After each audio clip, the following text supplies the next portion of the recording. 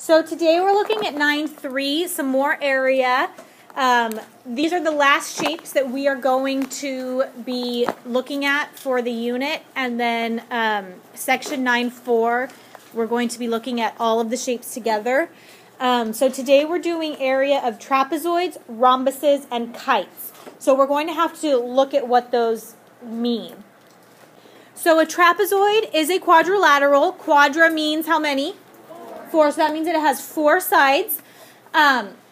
With a trapezoid, the base, and there's 2 bases, the top and the bottom, they are parallel.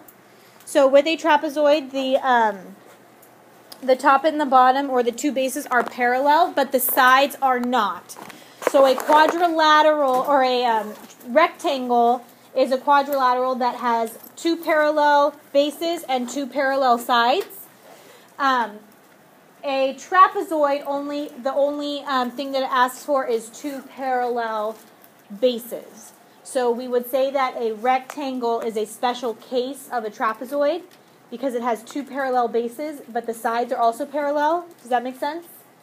So the trapezoid is kind of like the all-encompassing shape. The height of a trapezoid. So it's very similar to when we're looking at height of a triangle or parallelogram. The height is the perpendicular distance between the bases. So it has to form a right angle. So however long it takes you to get from base 2, which is the bottom, to base 1, which is the top. I suggest that you highlight this or something in your book. The area of a trapezoid is 1/2 times the height times the quantity of base 1 plus base 2. It's actually very similar to a triangle. So when we're looking for the area of a triangle, it's 1/2 times base times height. The only difference is that a trapezoid has 2 bases, so we have to add those together. One thing that you could do, and the way that the formula is actually derived, which I'm not going to do for you, but we could break up this trapezoid into a rectangle and 2 triangles, right? And that's how they get the formula for area of a trapezoid. So they take how you find the area of this triangle, how you find the area of this triangle, add them, and add them to the area of the rectangle. And it comes out to 1/2 times the height times base 1 plus base 2. Okay? So that's one of those formulas that you're going to have to memorize. And then we're just going to do some practice problems. So number 1, what is the area of a trapezoid with height 7 centimeters and bases 12 centimeters and 5 centimeters? So my suggestion is that we draw it first. So I'm going to draw a trapezoid. 2 parallel bases, non-parallel sides. The non-parallel sides are not necessarily the same length. Sometimes they are, sometimes they're not. The height is 7, so I'm going to draw a dotted line to indicate the height, and it's 7 centimeters. One base is 12 centimeters. Oops. And the other base is 15 centimeters. Oops. Okay. So to find the area, first thing I want you to do is always write out the area formula. Area equals 1/2 height times B1 plus B2.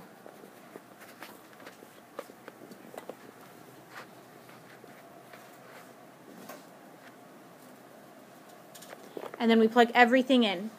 Ladies and gentlemen, what is the height? 7 times.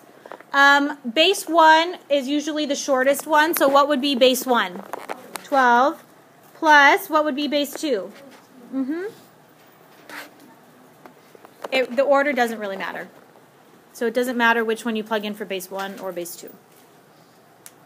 Okay, order of operations say that we do which operation first? parentheses. So in my parentheses, I have 12 plus 15. So this was going to be 1/2 times 7 times 27. Then we do multiplication. And guys, we've talked about this. Does the order in which you multiply matter? No. So I would do 27 times 7 first. Can someone do that for me really quick? 189. And then multiplying by half is the same as dividing by 2. So what is my area? 94.5 what? Perfect.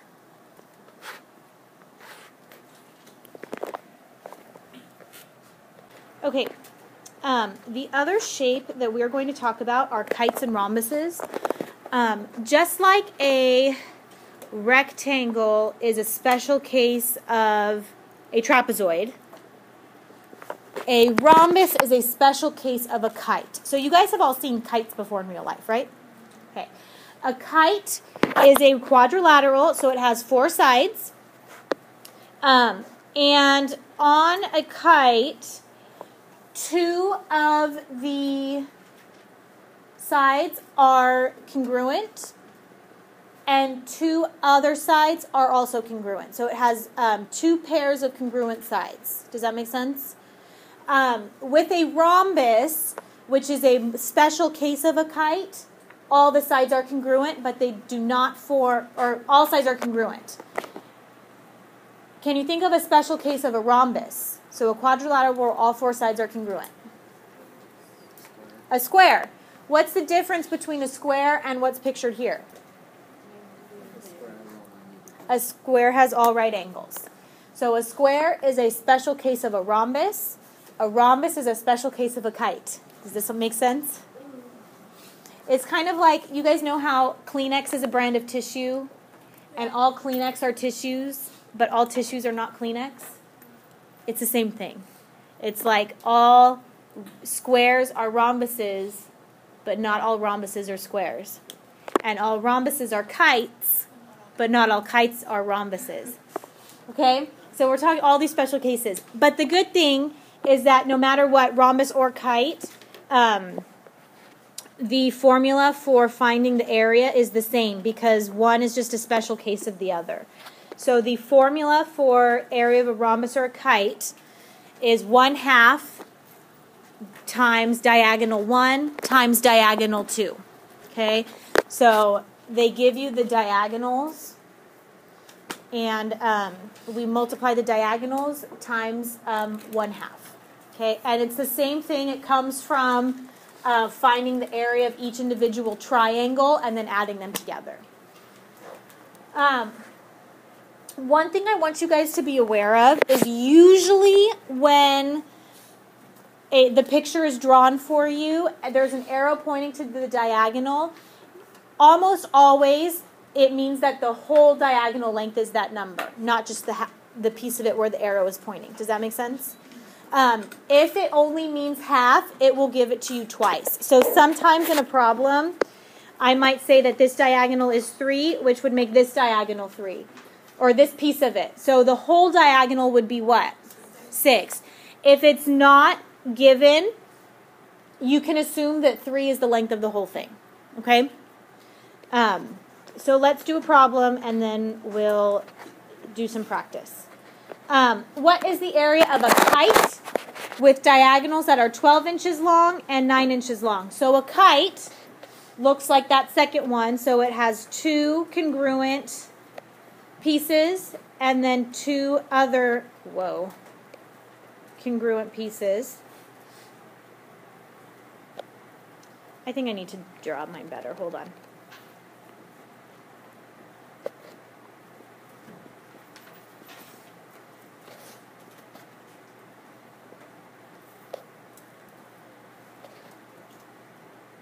And let's draw the diagonals.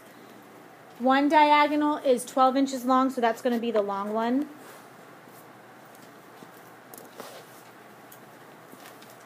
So that's this one. And the other diagonal is 9 inches. So that's that one. Okay.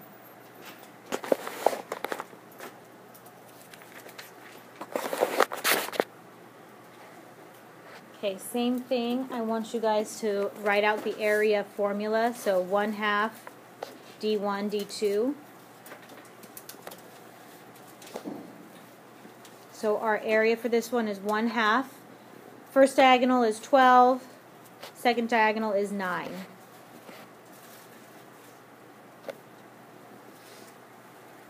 Did somebody do 12 times 9 for me already? Jen? 108. 108. And what's half of 108, guys? 54. 54 inches squared.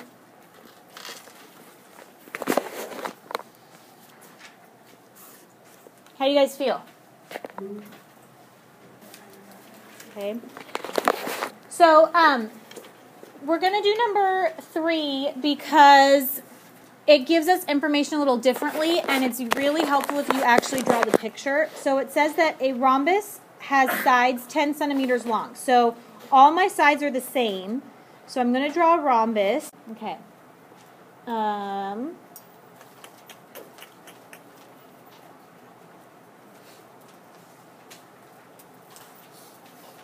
Okay.